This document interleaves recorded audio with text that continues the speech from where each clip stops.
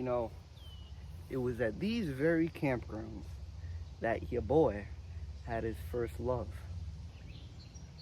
And I have never had a time in my life since where I wanted to get up so bad in the morning. My routine was that I would wake up at 7. I would go to camp. I would spend the day with her. I would come home and we would talk late into the night on my phone, on our phones. I remember one afternoon, there's a field somewhere out here with a pavilion. And we were sitting under the pavilion alone in that field. And somewhere amidst flirtation, we got into a play argument about whether or not she could take me down in a wrestling match. Now, I do jiu-jitsu, so I was confident that I was gonna fuck her up. And I went to prove my point. We went into the field. And after about 10 minutes of her tiring herself out, trying to take me down, I leg sweeped her, brought her onto the ground and fell on top of her. I brushed her hair out of the way and a cool breeze blew through us. The light was coming down at the perfect angle, and I gave her the best kiss I've ever had. When I came up, she said, "I love you," for the first time. Later that night, finishing our routine on the phone, talked about our future. What are we gonna name our kids? Where are we gonna buy our house? Are we gonna travel the world first, or are we just gonna settle down? Soon enough, I'm opening my eyes, jumping out of bed, thrilled that it's the next day, ready to go to camp, but it's a rainy day. Camp was canceled that day. So I'm bored for most of my morning, just fantasizing about her. And I get a call from this girl in my friend group at the time who I used to date. She asked me if I want to hang out, and I'm bored, so I say, yeah. I say, where? She says, oh, I'll just come over. We can hang out at your house. Maybe we can invite up everybody else. She comes over. We're in my room watching Mean Girls, sitting on the beanbag. And somehow, somewhere, she magically ended up on my lap with my arms around her waist. And we both knew that I had a girlfriend, but neither of us wanted to acknowledge that fact. And she was the first to turn to me and she said, "Arlo, we shouldn't be doing this. You have a girlfriend." And I looked her in the eyes and I said, "I know." And then I leaned her forward and started making out with her.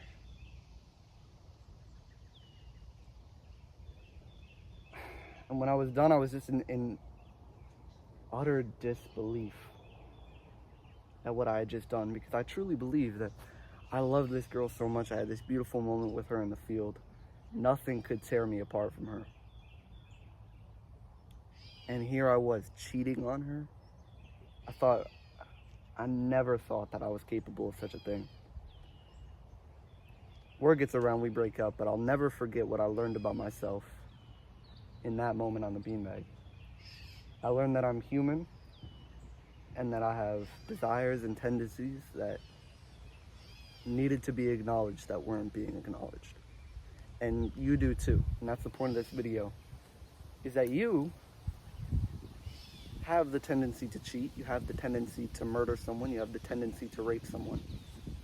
Now that's a crazy blanket statement to make.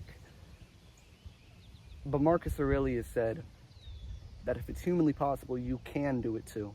And I would like to quote myself and say, if it's humanly probable, you might do it, and it might happen to you.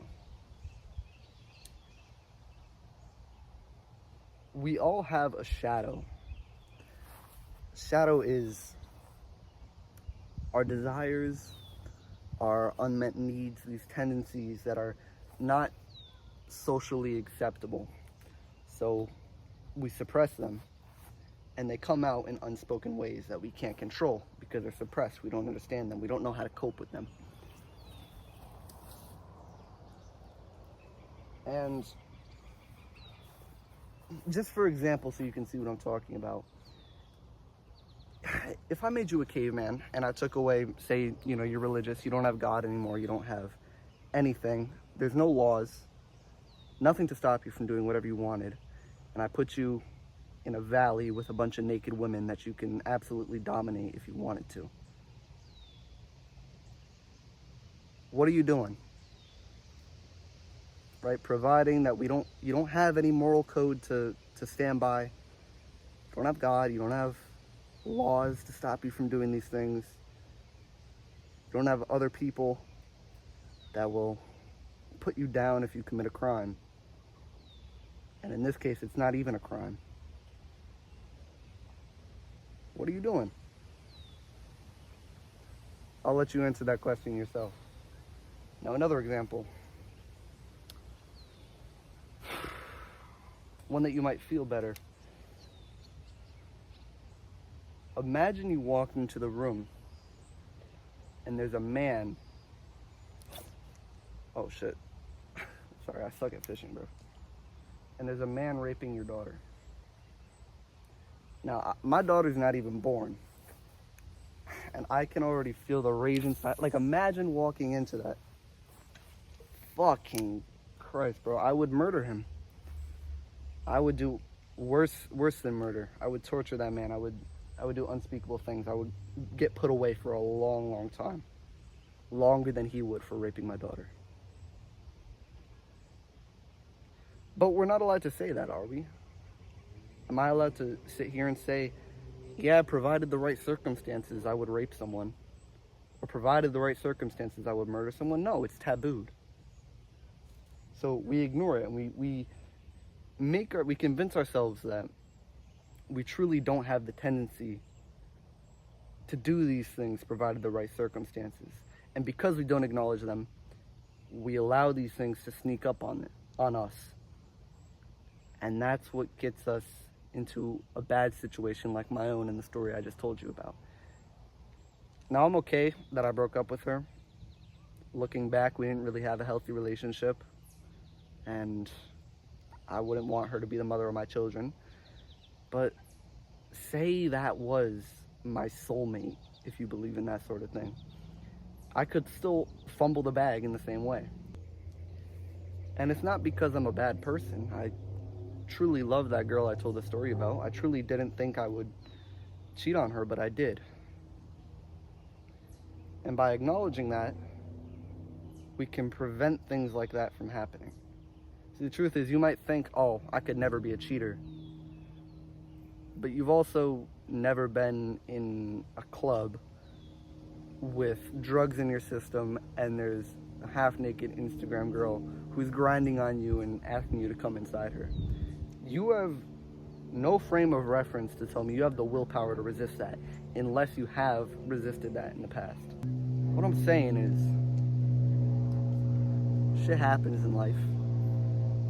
Shit is going to happen to you that hasn't happened to you before, and you have no idea how you're going to react. And you need to foresee the shadow, the worst possible decision you could make in any of these events to prevent them from happening. Right? So you might say, all right, well, I would never murder my wife. But you've also never walked into the women you love being pounded by another man, or you have. But it's the guy who says, you know what, if that happened, I might hurt somebody, I might hit her, I might hurt her. So instead of just saying, oh no, I would never do that, because it's the socially acceptable thing to say, he acknowledges this and he takes steps to prevent it. So he says, all right, if that's ever the situation, I'm going to vow to myself that I walk out of the room and I walk out of the house and I go get some space and I think things over so that I don't make any rash decisions. Or say for my instance where I cheated, I know now that I have a tendency to do that. I have a capability to do that to people that I love. I can instead maybe take social media off my phone. Girls can't contact me. Random girls can't come out of the blue. I can remove girls from my contacts. I can not go out to parties without my girlfriend. Simple things like that. Don't wander through life tripping over your own lack of self-awareness, because you're too much of a pussy to admit that on some level, we're all a criminal. I remember Jordan Peterson said, everybody has a little bit of Hitler in them. That's also a crazy blanket statement to make. But hey, it's true. Why do you think Nazism spread?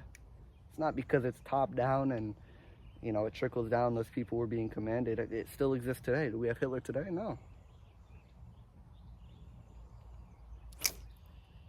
Yo, I'm actually so fucking shit at fishing. Sorry, guys. I broke my rod last night. Alright, bro. Something's up.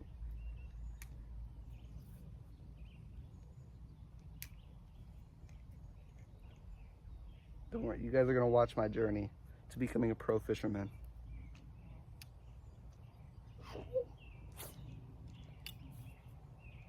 Bro, what the fuck, bro?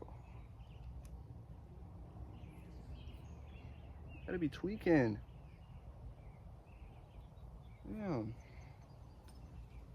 Anyways, I'm not gonna waste your time. I know your eyes are probably bleeding from watching me try to fish. Alright, I'm gonna kill myself, bro. What's going on? Action step. Write down some scenarios. Foresee the failure in the near future. And ask yourself, and just think about it. What can you do to prevent these things from happening? What can you do to make sure that you don't end up a felon and a murderer and a cheater? I mean, you don't destroy your own life through lack of self-awareness. It's extremely important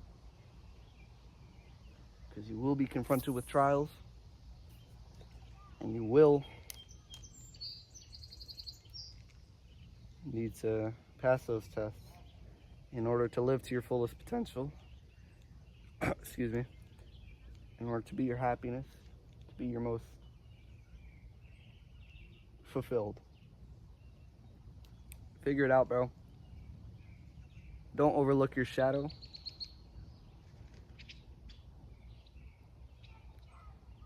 Admit your tendencies and desires that might stab you in the back if you don't admit them.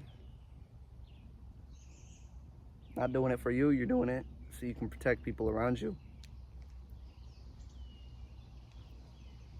Your future family, your kids. Think of them. Bye-bye.